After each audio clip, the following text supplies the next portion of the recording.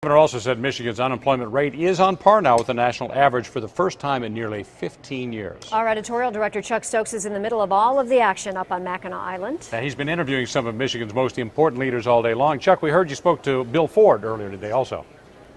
Well, I did. You know, the day started talking about the success of Detroit's bankruptcy. As you've just seen, it ended talking about how to grow Michigan's talent.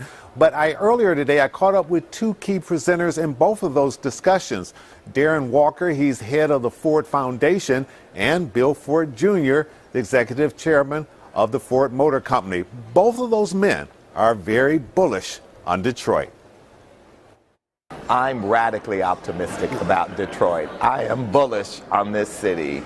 It is a remarkable place. I travel the world, and wherever I go and talk about cities, there's always interest in Detroit.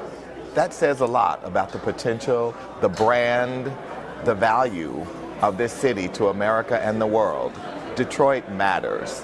Reputation always lags reality. So it bothered me a year ago that I was still hearing, oh, Detroit, that's a terrible place. Now, finally, I'm starting to hear people say, wow, Detroit, that seems like a pretty awesome place to live now. And we see it in our young people. Now, all our young people want to live in the city. And that tells me that our reputation is starting to get out there. So as you can see, they are very, very bullish on the city of Detroit. Also, I talked with Brenda Lawrence, and I talked with her in a webcast we had earlier. She talked about the infrastructure. She is very convinced that that can be a bipartisan issue, working with her colleagues across the aisle. They can get more federal money into the city of Detroit, but ultimately, it's going to be up to the Michigan legislature to come up with a viable Plan B. Yeah, we're all waiting for that one for sure.